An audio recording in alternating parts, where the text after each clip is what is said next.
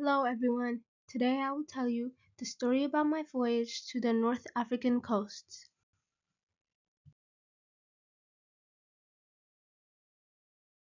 You may be wondering who I am.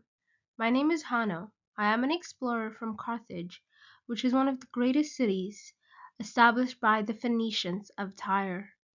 By the time I took my journey, our city had become so strong and rich from trade, ships, and wanted to spread its influence across the city-states. I knew that when I was picked to lead the mission, it would be a test of all things that we had learned from hundreds of years of sailing on the Mediterranean Sea.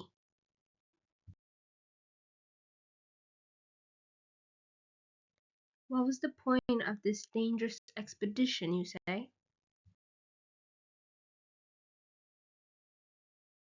When Carthage sent me out, I had one mission: to travel the Atlantic coast of Africa, set up new settlements, and make new trade routes.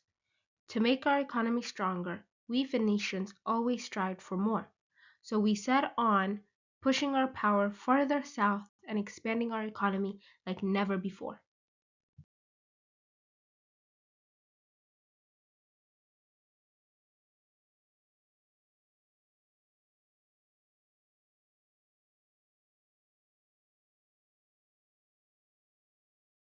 The start of our expedition was long awaited.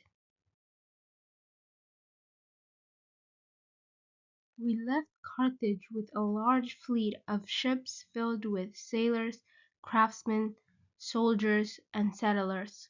Our goal was to build a new colony centered on trade. As we sailed along what is now known as the Moroccan coast, we found several cities trading potteries, wine, gold, ivory, and skins.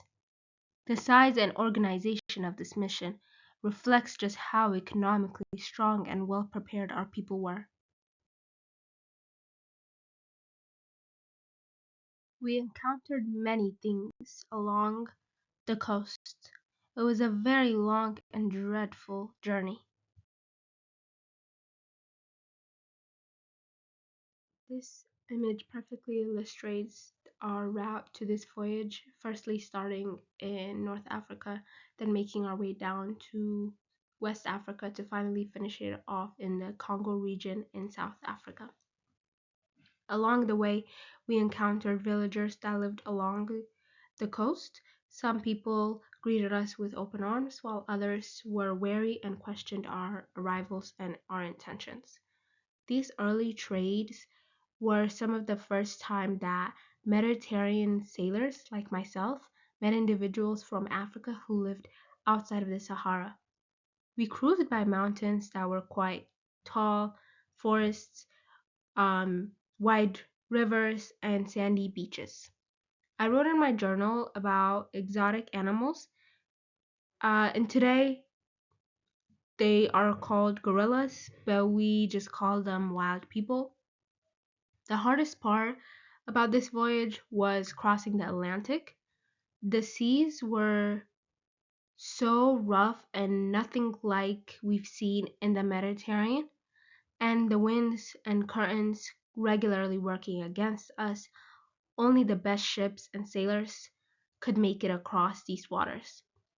Our training as Phoenicians in star navigations, traveling along the coast, and building ships was very important in this expedition.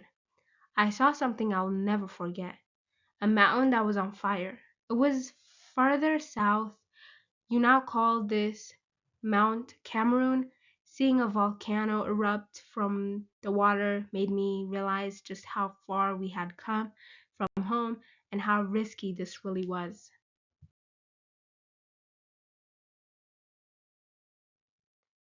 Now, this journey was not just about discovery. It was about securing the future of Carthage and the greater Phoenician world. The lands I explored offered new resources and new trading routes.